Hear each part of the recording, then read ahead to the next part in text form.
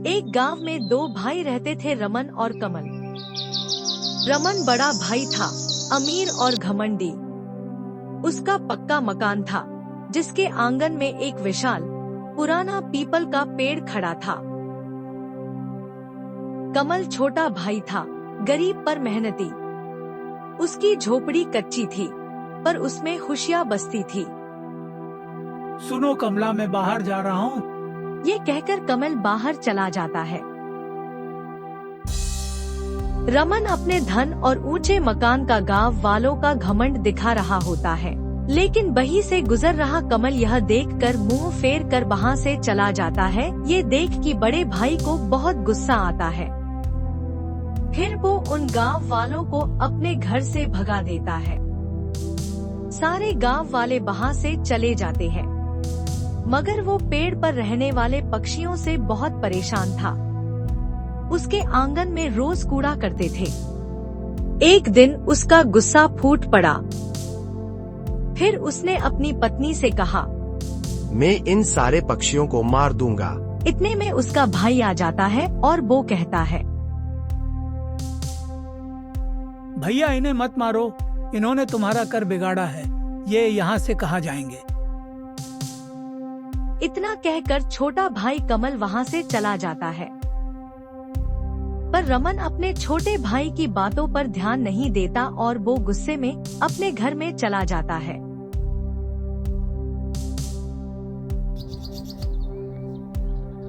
अगले दिन रमन पेड़ पर बैठे पक्षियों को पत्थरों से मारने लगता है। रमन ने एक पत्थर से एक चिड़िया को मार डाला। उधर खड़ा हुआ रमन का छोटा भाई और उसकी पत्नी दूर से देख रहे थे कि अचानक उन्होंने देखा कि रमन ने 3 पक्षियों को बेरहमी से मार दिया है। उधर रमन की पत्नी घबराती हुई रमन के पास आई और बोली, सुनिए जी, हमारी 3 गाय अचानक से मर गई है। तुम ये क्या कह रही हो? ऐसा कैसे हो सकता है? फिर रमन अपनी पत्नी के साथ वहाँ से चला जाता है और वहाँ जाकर क्या देखता है कि उसकी 3 गाय जमीन पर मरी पड़ी है और कहता है कि अरे नहीं, ये क्या हो गया? मैं तो बर्बाद हो गया, अब मेरा क्या होगा? फिर रमन की पत्नी ने कहा, सुनिए जी, ये किसने किया होगा? इतने में कुछ गांव वाले वहाँ आ जाते हैं और रमन से कहते हैं। उनमें से एक आदमी बोला, रमन भाई चिंता ना करे। फिर दूसरा आदमी कहता है, जो होता है अच्छे के लिए होता है। इतना कहकर गांव वाले वहाँ से चले जाते हैं। फिर रमन की पत्नी रमन से कहती है, चलिए जी घर चलो, रात होने वाली है। रमन भी उदास मन से कहता है, चलो फिर घर चलते हैं। फिर दोनों वहाँ से चले जाते हैं।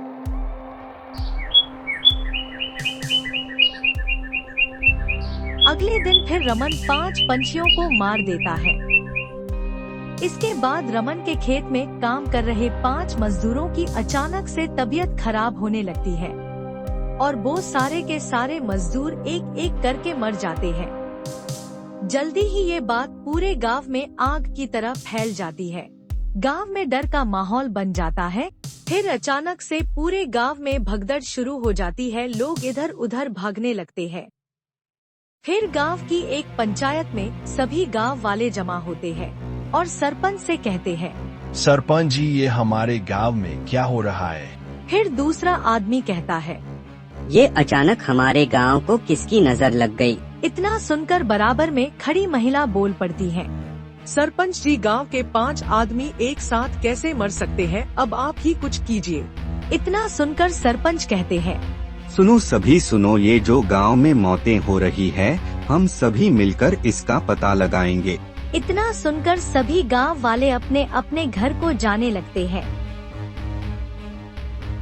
रात को सोते हुए कमल सपना देखता है। सपने में कमल ने देखा कि वो उस पेड़ के सामने खड़ा हुआ है। फिर वो देखता है कि पेड़ उससे बोलने लगता है, सुनो यहाँ देखो। ये सुनते ही कमल डर जाता है। फिर कमल पेड़ से कहता है, तुम कैसे बोल रहे हो? तुम तो पेड़ हो। फिर पेड़ कहता है, ये एक सैकड़ों साल पुराना पेड़ है और ये हम प्रेतात्माओं का घर है। और जो भी इस पेड़ पर रहने वाले पक्षियों को मारेगा, हम बदले में उतनी ही जाने इस गांव के लोगों की लेंगे। और इतना सुनते हुए कमल घबराते हुए उठ जाता है। फिर कमल भागते हुए अपने बड़े भाई के पास जाता है। फिर रमन को वो पूरी बात बताता है।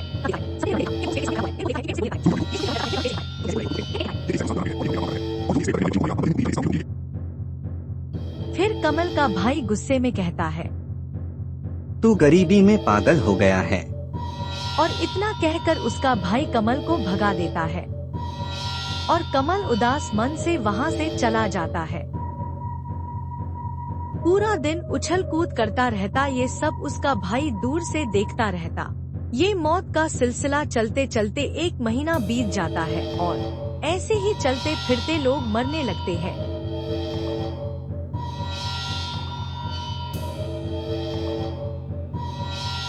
जब कमल परेशान हाल गांव में बैठा होता है तो देखता है कि कुछ गांव वाले गांव छोड़कर जा रहे होते हैं। फिर उस गांव से एक साधु का गुजर होता है। वो साधु कमल के पास आता है और पूछता है, बेटा क्या हुआ, कैसे उदास बैठे हो?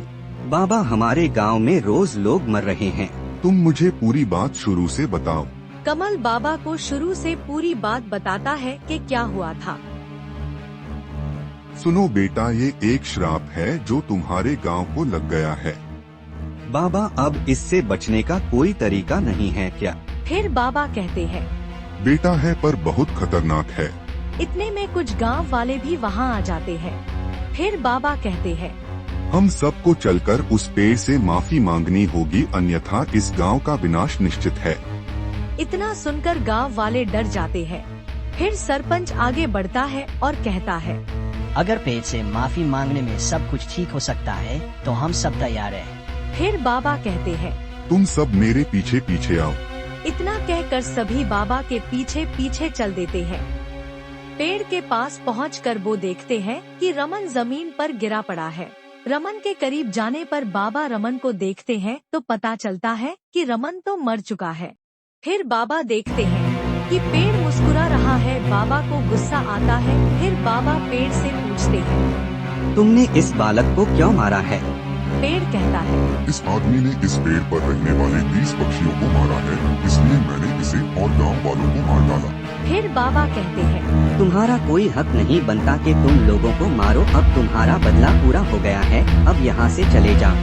इतना सुनते ही पेड़ बोलता है, नहीं चले जाओ वरना मारे जाओगे।